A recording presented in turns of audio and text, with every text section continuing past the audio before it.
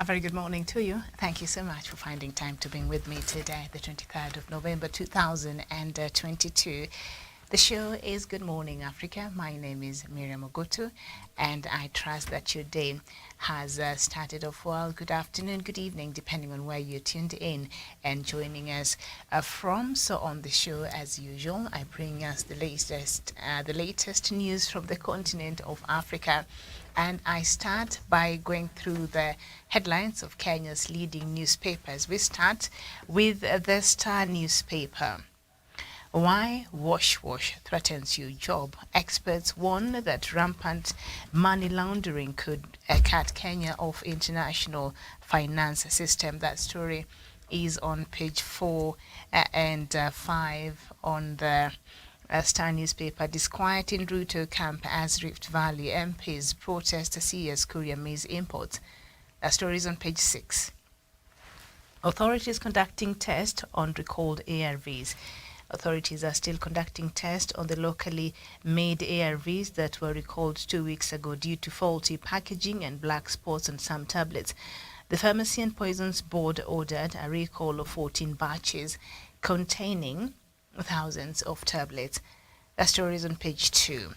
Bill Gates, what I learned from my visit to Kenya. I think he came to Kenya after this was his first time in 12 years. And that story is on page 8 and 9. And the main pictorial there, mother's pain as son 11 dies in mysterious circumstances. Okay. And we move on to the Daily Nation. The main headline, Maize Courier faces tsunami. Revelations that Kenya will import 11 tons of genetically modified maize seed add to the controversy over GMOs that has seen MPs train their guns on Trade Cabinet Secretary Moses Kuria, with Pokot South MP David Pokising threatening to collect signatures to impeach him. In addition to opposing importation of GM maize, MPs want the government to halt its plan to bring in grain until local farmers produce has been brought. Meanwhile, the cost of maize flour continues to soar. The story is on page 2 and 3. I guess the politics of maize continues. It will never stop. Ruto Raila face new headache in Mount Kenya. That story is on page 4 and 5. Upset in the desert. Saudis silence Argentines in Qatar. Messi's first half strike from the sport not enough for guarantees South Americans' victory in Group C as Saudi Arabia fight back from a goal down to win 2-1 at Lusail Stadium. The story is on a special coverage on page 42 and 43 there. Okay, the Standard newspaper. New school fees burden for parents. 2023 shocker. Kenyans who were already burdened by the high cost of living will be dealt a major blow as the government moves to end a school fees holiday. That's so some caregivers get a reprieve of up to 8,500 a year. Basic Education PS Julius Juan says schools will revert to the old fees charged before COVID-19 outbreak.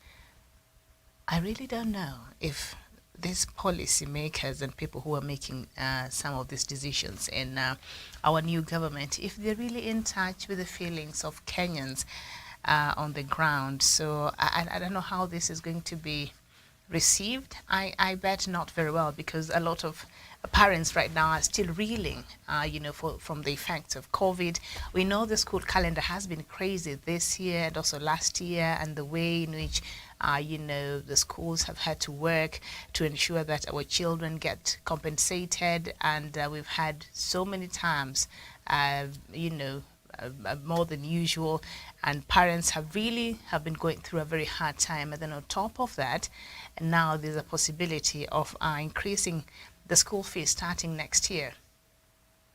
You need to listen to what Kenyans perhaps are going through and are saying. So, and then perhaps that could be reviewed. Maybe you can do it later, not now. Parents are just starting to get back to the norm, after what has been happening. So this is not something that a lot of Kenyan parents will receive with some smile on their faces.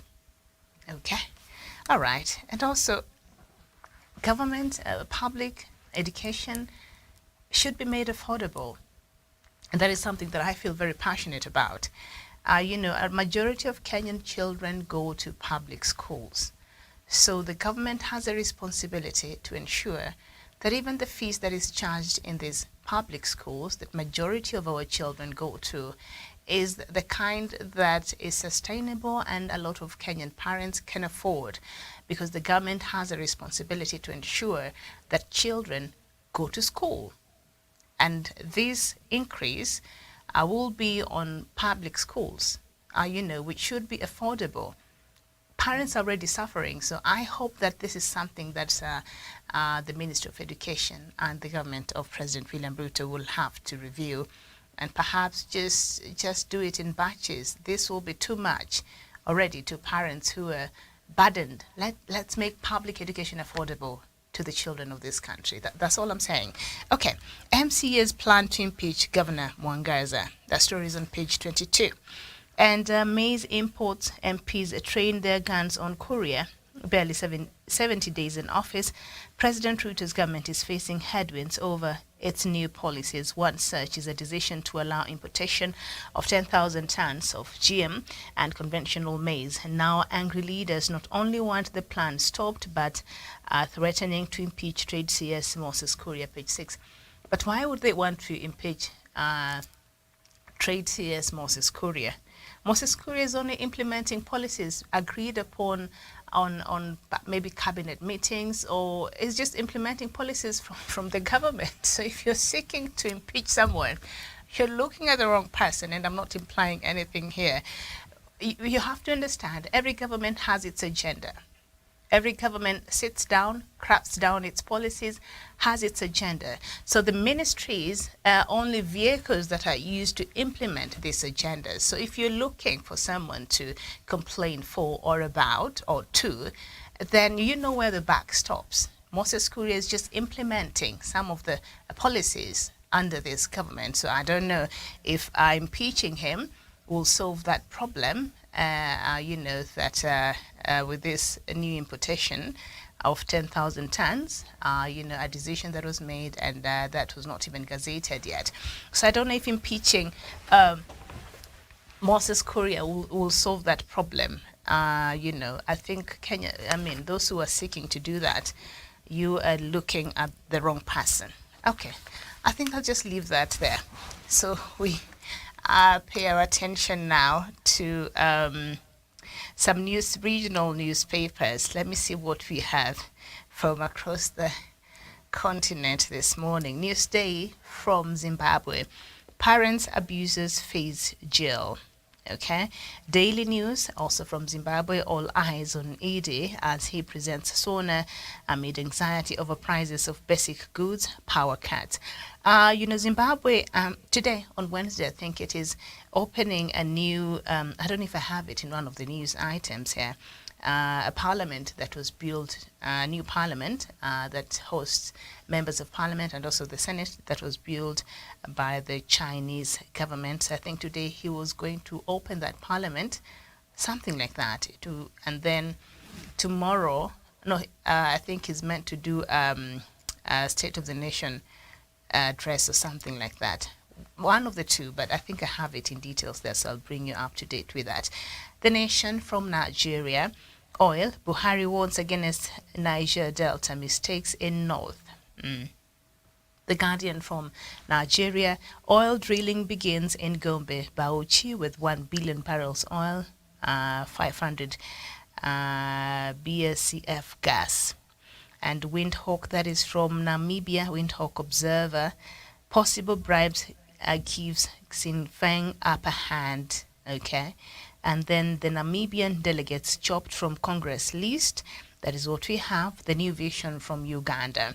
100 districts to benefit from the new power connections. All right. And the Daily Monitor, also from Uganda. Amongi asks NSSF boss to leave office. And the Citizen from Tanzania. Grounded Airbus jets back in service soon. All right. The citizen from Tanzania, yes.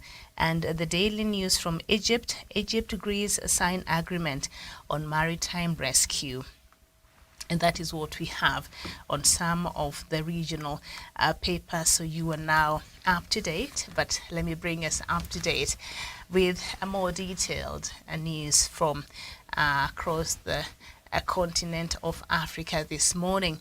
We start with from Uganda, and the country says it will be sending over 1,000 troops to the Democratic Republic of Congo as part of an East African community force tasked with ending decades of instability in the troubled North Kivu region.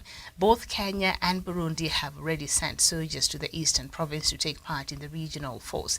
The Uganda Army spokesperson says the group intended for the regional mission has been in training for months. Despite hosting one of the United Nations' largest peacekeeping forces, more than 120 armed groups continue to operate across large areas of eastern Congo. This includes the M23 rebels, which launched a major offensive this year that has seen tens of thousands of people displaced by the fighting. And then, still on the same matter, Kenya President William Ruto says a new East African Community Force will impose peace on warring groups in the Eastern Democratic Republic of Congo. He was speaking after holding talks with his Congolese counterpart, Felix Tshisekedi, while on a one-day official visit to the Democratic Republic of Congo amid efforts to try to bring peace to the country. Ruto suggested that the East African troops will be more forceful, saying the regional force would impose peace on those who are hell-bent on creating instability. Kenya is one of several nations that are contributing troops to, tasked with trying to calm deadly tensions fueled by armed groups in the troubled Eastern Democratic Republic of Congo. The region has been plagued by violence from multiple armed groups for nearly 30 years now.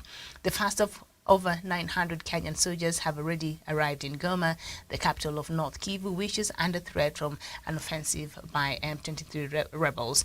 The largely Congolese Tutsi militia has seized large territories in the region. Ruto and Tshisekedi were also expected to discuss various other areas of mutual interest, including trade, investments, and regional integration. South Africa's Communist Party leader, Chris Hani's killer, Janus Walus, is to be released on parole after almost 30 years in prison. The release is expected within 10 days. Chris Hani, a communist leader and a senior member of the armed wing of the ruling National Congress, was shot dead in his driveway on the 10th of April 1993 by Polish immigrant Janus Walus, who had links to the White Afrikaner far-right. At the time, delicate negotiations with the white government for the country's first democratic elections were underway. The assassination exacerbated racial tensions and provoked violent riots in the townships of South Africa, shaken by the last tremors of the racist regime. In a vibrant televised speech, Nelson Mandela at that time called for calm. Janus Walus, now 69, was sentenced to death for murder. The death penalty was abolished with the advent of democracy in the country in 1994, and his sentence was changed to life imprisonment. In 2016, a court had already granted him early release, but this decision, criticized by the historic ruling party, the ANC, was overturned the following year. Janus has been eligible for parole for some 20 years. His previous applications were all rejected. Chris Hani's death in the Anti-Apartheid Heroes Hall of Fame is commemorated every year by ANC. His family has always vehemently opposed the release of his killer. And some more updates from Ethiopia. More aid arrived in Ethiopia's Tigray region following the signing of a truce earlier this month, calling for an unhindered humanitarian access to the war-torn northern region. Officials said 14 humanitarian aid trucks arrived on Sunday, including several carrying badly needed fuel and food aid from the UN's World Food Programme. Catholic missionary Father Alfred told the Associated Press that hospitals were yet to be receiving adequate medicine supplies. Tigray is in the grip of a dire humanitarian crisis, the result of 2 years of restrictions on aid. These restrictions prompted a UN panel of experts to conclude that Ethiopia's government probably used starvation as a method of warfare against the region. Fighting that erupted in August after months of a lull displaced 500,000 people in northwestern Tigray alone, according to a document by Tigray's Regional Emergency Coordination Center that was seen by Associated Press. Starvation-related deaths have been reported at camps for the displaced by UN teams that visited the area in September. And South Africa's highest appeals court has ruled that former President Jacob Zuma must return to prison, saying his release from a contempt of court sentence last year on medical parole was unlawful. South Africa's former President Zuma lost his appeal on Monday to remain on medical parole. The 80-year-old has been serving a 15-month sentence for contempt of court since July 2021 for refusing to appear before a national inquiry on statecraft during his tenure. Zuma's arrest last year sparked protests from his supporters that spiraled into widespread unrest and looting, mainly in his home province of KwaZulu-Natal and the country's economic hub of Gauteng. But Zuma spent less than 2 months behind bars, having swiftly been granted a medical parole for undisclosed illness. That decision was reversed by South Africa's highest court last December, but a lengthy legal battle against the ruling means Zuma avoided a return to prison until today. South Africa's Supreme Court of Appeal upheld the High Court's ruling that medical parole was granted unlawfully for having considered factors that were irrelevant to qualifying. I don't know what this means, because if you're saying that the factors that could allow for him to have been given this parole were unlawful, that means the medical report was not true, or what happened, or whatever that was there that indicated that, warranted him to be given this medical parole is something that he could have dealt with while still behind bars, or what does this even mean? Okay, well, maybe we'll talk about this a bit later. But let's move on, still going back to the issue of the conflict in the Democratic Republic of Congo. And leaders of Rwanda and the Democratic Republic of Congo are due in the Angolan capital, Luanda, on Thursday for a crucial summit to ease tensions between the two countries. A statement published by the Angola news agency ANGOP said the talks, initially scheduled for Monday, had been pushed to Thursday at the convenience of the leaders to be hosted by President João Lourenço in his capacity as African Union mediator in the conflict. The meeting's agenda is to search for ways to overcome the crisis between Rwanda and DRC generated by the resurgence of the M23 armed rebellion in the eastern Congo, the official statement said on Monday. Now, President Lourenço is also the chair of the International Conference on the Great Lakes region, which developed the Luanda roadmap that calls for both countries to respect each other's territory integrity and stop supporting rebels. President Paul Kagame of Rwanda, DRC's President Felix Tshisekedi, and Burundi's President Evariste Ndayishimiye, the current chairman of the East African Community, will be hosted by President Lourenço. And we go to South Sudan, and the UN mission in South Sudan is calling on the government to deploy security forces in Kodok town of Upper Nile State to contain the renewed fighting between armed youths in the area. In a press statement, UNMISS said it is deeply concerned about reports of communal violence in Fashoda County, north of oil-rich state. The peacekeeping mission said the fighting has displaced civilians in Malakal and Kodok towns as the situation remains tense and volatile. According to UNMISS, the violence between different groups that started in August has resulted in killings, displacement, and destruction of property. UNMISS said it continues to safeguard humanitarian access, establish temporary operating bases, and intensify patrols areas to deter any more violence. And the latest from Nigeria is officials in Nigeria said at least 54 people died and scores of others were wounded in two separate road accidents on Tuesday. The victims included women and children. In one of the crashes, at least 37 people died after two buses collided head-on and burst into flames on a highway between northeastern cities of Maiduguri and Damaturu. Some travelers were burnt beyond recognition inside the buses, according to an official of Nigeria's Federal Road Safety Commission in the region. The other accident on the outskirts of the capital, Abuja, killed 17 people when a passenger bus had a head-on collision with a truck. The authorities say both accidents were caused by speeding. Road accidents are common in Nigeria and are often blamed on bad roads, poor maintenance of vehicles, and disregard of traffic rules. And still staying with Nigeria, President Muhammadu Buhari has officially kicked off the historic drilling of crude oil in Nigeria's northeast on Tuesday, supervising the first oil extraction in commercial quantities in Bauchi and Gombe states. The Kolmani oil wells are expected to have an estimated 1 billion barrels of crude oil reserve, a development that could make Nigeria earn nearly $73 billion over a period of 10 years. Officials have put Nigeria's crude oil reserves at 37 billion barrels, with an additional 1 billion barrel and a livelihood of some gas reserves from the Kolmani fields. The country expects to see a boost in its oil and gas production. And a total of $68 million was effectively stolen from the Cameroonian people over the course of 2021. This is according to the National Anti-Corruption Commission. It says that that was more than double the amount taken the previous year, excluding the estimated $281,000 embezzled from Corona funds. The parliamentary group has been calculating the financial damage of corruption in the country by collecting testimony on instances of forged signatures, bogus land titles, bribes to enter top universities, and even extorting money from patients in some public hospitals. French language broadcaster RFI has reported. As a result, some 500 people have reportedly been sacked from their posts and 37 people jailed following the commission's finding. Earlier this year, the Anglo-Swiss mining giant Glencore pleaded guilty to acts of corruption in Cameroon and other countries.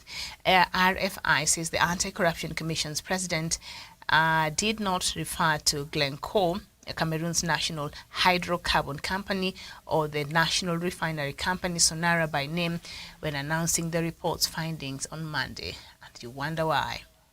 Paul Biya, what's going on? Okay, head over to Chad. Reports from Chad say around 10 soldiers have been killed in an attack by Islamist militants. The attack took place in the early hours of Tuesday morning at an army post near Ngumboa in the Lake Chad area, a Nashi region shared by Chad, Niger, Cameroon, and Nigeria. It has been subject to many attacks by Boko Haram and Islamic State group. Chad has been rocked by political turmoil and severe drought caused by climate change and is having a disastrous effect on livelihoods in the Sahel region. Last week, the UN said 500 people have been killed in intercommunal violence since the start of the year, mainly in the disputes between agricultural farmers and nomadic cattle herders looking for pasture. It also says a record of 2.1 million people in the country are acutely hungry. And the Executive Board of the International Monetary Fund approved on Monday a disbursement of $88.327 million to Malawi under the food shock window of the Rapid Credit Facility. The country became the first low-income nation to receive financing under this new mechanism. It provides for a year a channel for emergency fund financing to member countries that have urgent balance of payment needs due to acute food insecurity, a sharp increase in their food import bill, or a shock to their cereal exports. Malawi is one of the 48 countries the IMF identified as worst affected by the global food crisis aggravated by the war in Ukraine. The news comes days after the IMF Executive Board approved a staff-monitored program. The informal agreement with the IMF should enable the Malawian authorities to build a track record of policy implementation before it possibly implements an IMF-supported program. And West African leaders met in Accra on Tuesday to discuss terrorism and worsening security in the region. The Accra Initiative members, which include Benin, Burkina Faso, Ivory Coast and Togo, are discussing preventing spillover of terrorism from the Sahel. European forces have been withdrawing from the region where Russian influence has been growing. The Accra Initiative is a cooperative and collaborative security mechanisms between 7 West African countries as they face increasing threats and attacks from Islamist militants across the northern borders in Burkina Faso and Niger. Addressing the maiden high-level counter-terrorism conference of the Accra Initiative, Ghana's President Nana Akufo-Addo said it has become imperative for the member states to collaborate to counter rising levels of terrorism. And we end our news from Somalia, where the Somali National Army, SNA, on Monday said it killed 2 leaders of the militant group Al-Shabaab in Durshen, 35 kilometers north of Hudur town, the capital of Bakol region, and 420 kilometers in southwest of Mogadishu. The mission was accomplished through a collaboration with vigilantes from the local areas popularly known as Mowisli.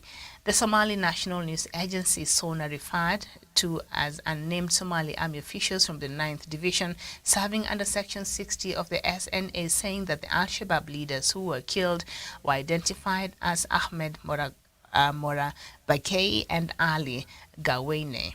Moragabe and Gawene were identified as active agents in charge of isolating Hudur town through control of the incoming and outgoing traffic routes. The duo was also identified as collectors of illegal taxes and extortion money for the jihadist group. According to SONA, the army officials vowed that the operations will continue until Hudur town is freed from Al-Shabaab blockade. That was a lot there, but you are now up to date. And we do have some time, so perhaps I will engage in some of these items here, specifically this issue of Uganda. This issue of Uganda sending its troops to the Democratic Republic of Congo, because you know, they had sent, there was a bilateral agreement last year that saw, I think, about 600 troops being sent to the DRC. That was between, you know, the DRC and Uganda. And Uganda is saying it will be sending another 1,000. And apparently these forces have been training specifically for this mission. And of course, they're going to help in fighting these rebel groups that are actively fighting the DRC's government. And we know Kenya also, we do have our forces there. And before I even get to the issue of Uganda sending its troop, there's something our president said. He was in Kinshasa, I think, on Monday, and he met with President Felix Tshisekedi, Kenya's President William Ruto, and they were discussing this matter. And what really caught my attention is the tone of his voice while he was addressing this issue. And for a moment, I thought he was addressing insecurity in Baringo or in Turkana or some areas that we know sometimes are plagued with insecurity here in the country. And then, you know, and then I saw that, no, it was not really. He was not addressing the matters of insecurity here in the country, but he was actually talking about this conflict in the Democratic Republic of Congo. That's why his tone, the tone in his voice and how he approached this issue, I don't know if that will be the right way. Maybe we need an approach that perhaps can help as far as solving this conflict is concerned. I think some soft powers might be used in terms of diplomacy, and of course some hard powers has to be used, but also we have to use smart powers, and that is a combination between the soft and hard powers, okay? And we have to, I think, what he said that perhaps captured my attention. He said we will impose peace on warring groups in the Democratic Republic of Congo. First of all, those warring groups are not just people there in the Democratic Republic of Congo. So they're not like the different communities in there like we have here. That's why I said, was he addressing a conflict in Baringo, between Tukanas and Pokot or something like that, because of how he, I don't want to say simplistic, but really how he feels that this matter should be handled. And he said that the East African Community Force will impose peace on the warring groups in the Eastern Democratic Republic of Congo. And he suggested that the East African troops would be more forceful, saying the regional force would impose peace on those who are hell-bent on creating insecurity. Now, my Mr. President, I'll have you know that a Rwandan president allegedly has been accused of being behind the M23 rebels, okay? So when you use words like, we will impose peace on those who are hell-bent on creating instability, and that's why I started by saying, this war in the DRC is very complex. As much as it is, we understand some of the factors that are fueling it, and others are very apparent. There was a report that was carried out, by the U.S. independent, not U.S., but the United Nations independent investigators that placed Rwanda on the scene of crime. And even the US, I think 2 weeks ago, I was talking about this matter because we have been consistent by talking about this matter, specifically asked Paul Kagame, president of Rwanda, to stop supporting the M23 rebels. So there has been numerous reports that keep pointing fingers to one person, to one direction. And that is something that the East African community has refused to address head-on. I know that Lourenço, who is the Angolan president, has been, I think, appointed. He's the AU appointed mediator on this matter. And I think so far he's been doing, not between Rwanda, these two countries, between Rwanda and the Democratic Republic of Congo.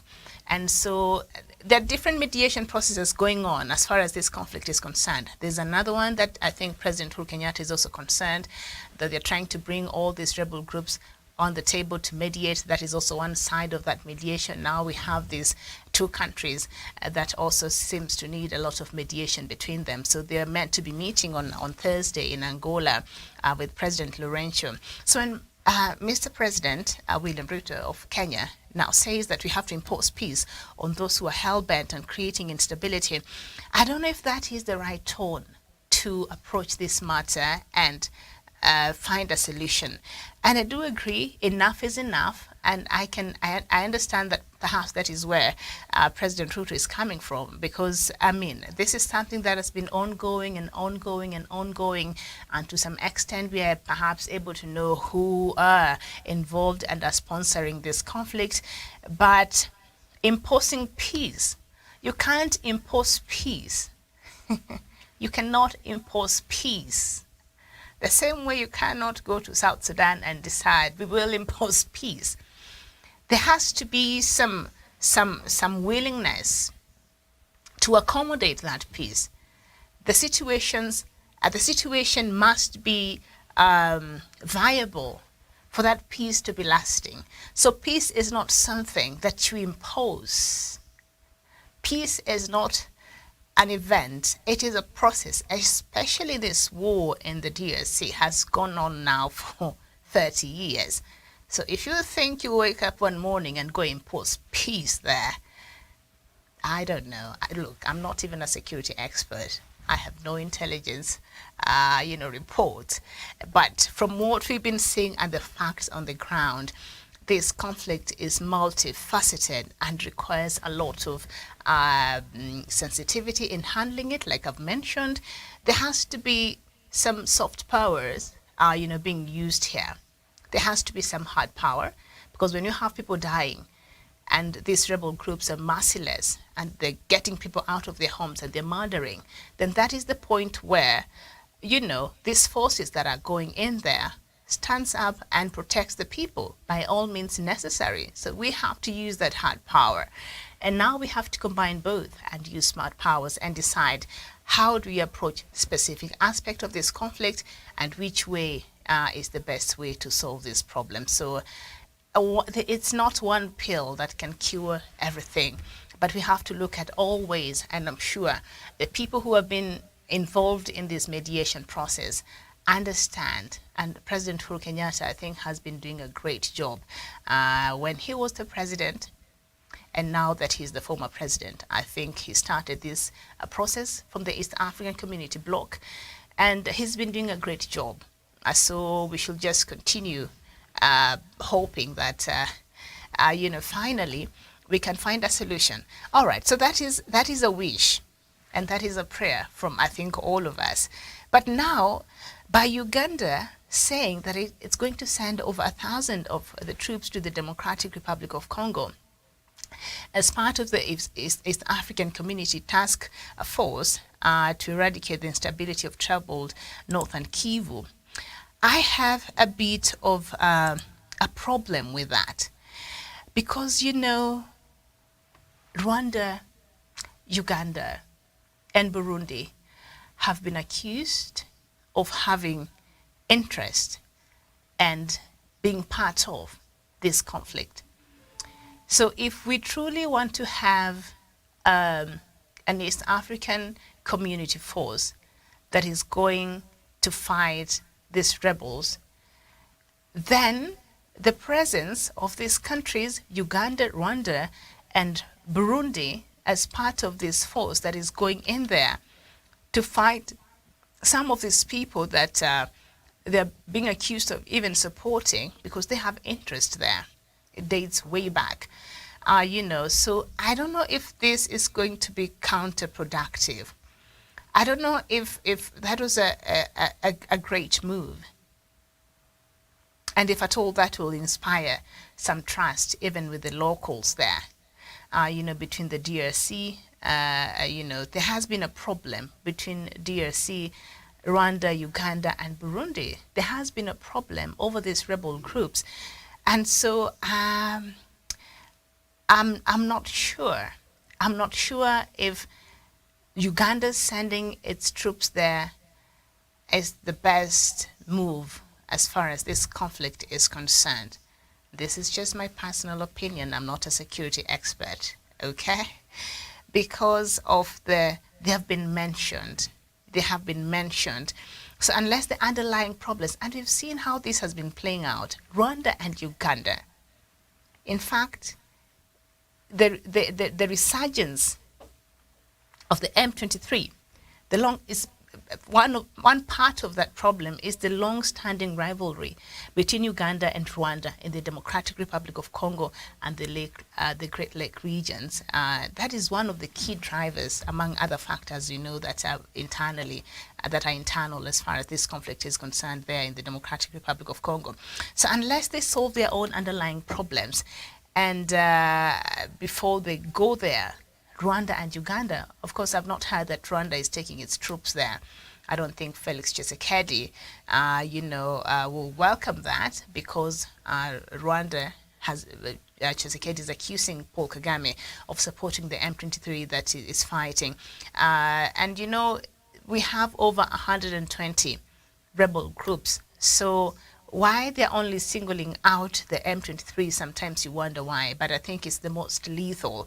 And while the rest of the rebel groups are being allowed to come to the table for mediation, as I'd mentioned there, the different aspect of mediations going on as far as this conflict is concerned, and one of them is the one that was being led by our former president, Uhuru Kenyatta. I think started before he retired, where here in Nairobi they were meeting with the leaders of these other rebel groups, except for those from M23, because President Tshisekedi said no, we can't have them on the table.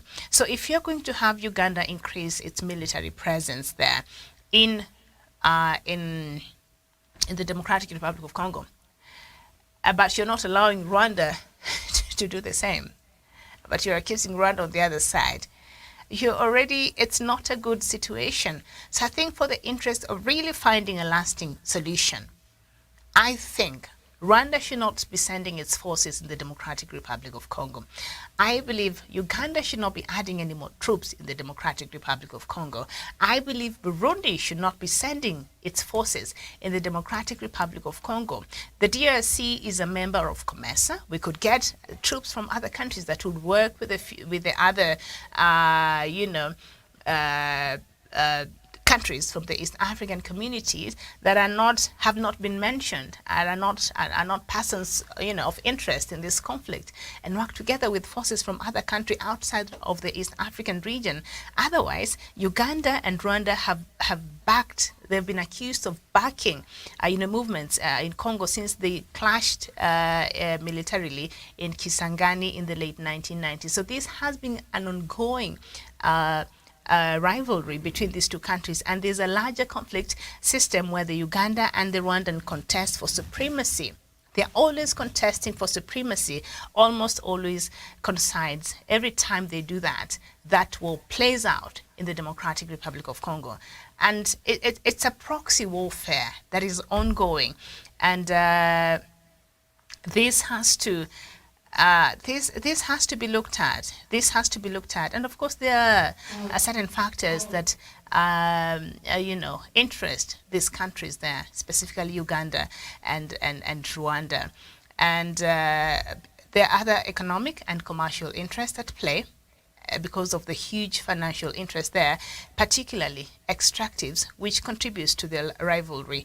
And that is true because Uganda right now is paying DRC some good amount of money after the DRC took it to the International Court of Justice, and Uganda was found to be guilty of taking DRC's, during that were mentioned in the 90s, DRC's natural resources, and also some killings that happened there, some human sufferings that happened there. So it is paying. So it paid, I can't remember the exact amount of money that the ICJ decided Uganda should pay the DRC, but it paid its first batch in September, I think $65 million US. That was the first batch it did pay. And so that tells you that Uganda is guilty. Otherwise, it would not pay. I don't think President Museveni would pay if, there were no some truth about some of these allegations. So you cannot have these people, again now, come up here and be part of the people who are trying to find peace. It's not going to be possible. We have to look for countries that are neutral. We have to look for countries that seems to have no stakes there. The Eastern DRC, it has become a tinderbox because Rwanda, Uganda, and Burundi each face armed rebellions, all based in this region. Okay, so there are some. Of course, Uganda is also going after this rebel group that has even carried out a few bombings inside Uganda and retreats back to that part of the Democratic Republic of Congo. So it also is fighting a rebel there outside of other interests. So is Burundi, so is Rwanda. And of course, Rwanda specifically has a problem with this FDLR. That is being supported. Rwanda is accusing the government of the Democratic Republic of Congo of supporting this group that is majorly made of Hutus to fight M23 that is majorly made of Tutsis. So if you're familiar with this story, this emanated from after the Rwanda's 1994 genocide. I think I took my time one afternoon here to explain to you what really happened there, so I'll not get into the details. So that has been a problem, and this amplifies the risk of interstate conflicts.